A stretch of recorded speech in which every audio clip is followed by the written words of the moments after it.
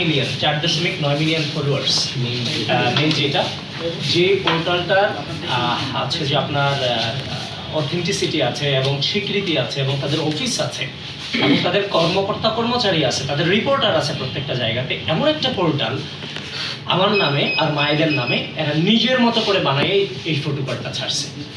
এদের যদি মনে হয় কোনোভাবে আমরা দুজন এই ধরনের কথা বলতে পারি, তাহলে এদের কাজ কি? এরা আমাকে আইডেন্টিফাই করার জন্য জিজ্ঞেস করবে যে ভাই এই ধরনের কথা আপনাদের মধ্যে হয়েছে কিনা, কিংবা এই ধরনের পোস্ট আপনি দিচ্ছেন কিনা।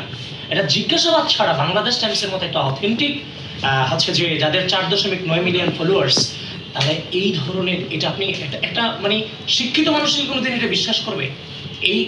এইটা পোর্টাল থেকে এই ধরনের হচ্ছে যে আমার ইজ্জত সম্মান কিংবা আমাদের সাংগঠনিক মান সম্মান এটা কি শেষ করতে পারে? হ্যাঁ, ভেরিফাইড এই যে ভেরিফাইড এই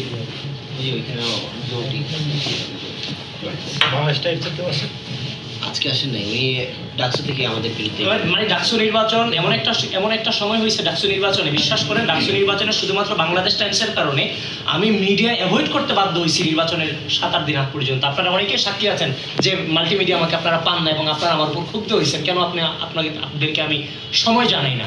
শুধুমাত্র এর বিহাইন্ড দ্য সিনের প্রধান কারণ হচ্ছে বাংলাদেশ টাইমস নামক মাল্টিমিডিয়াটা।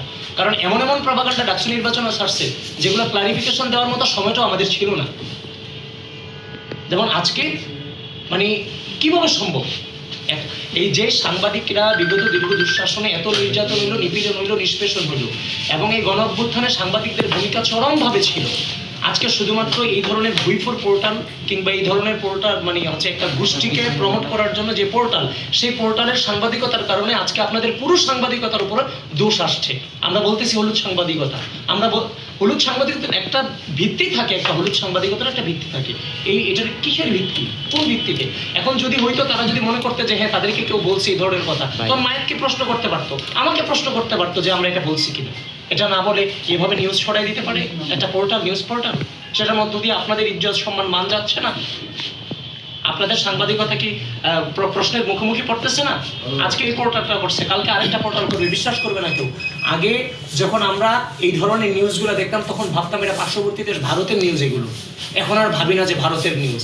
এখন এই ধরনের কয়েকটা পোর্টাল আছে, আমরা অনুমানই করতে পারি এই ধরনের পোর্টাল ভারতের যে গুজব মিডিয়া আগে ছিল এদেরকেও ছাড়াই গেছে।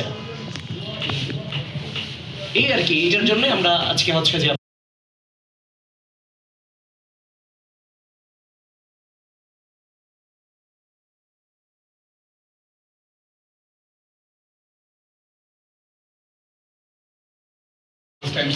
শুধু বাংলাদেশ টাইমসের এগেনস্টে আজকে আমরা বাংলাদেশ টাইমসের এগেনস্ট, কারণ আপনার তো হচ্ছে যে তথ্য প্রমাণ এবং অথেন্টিসিটির ব্যাপার আছে।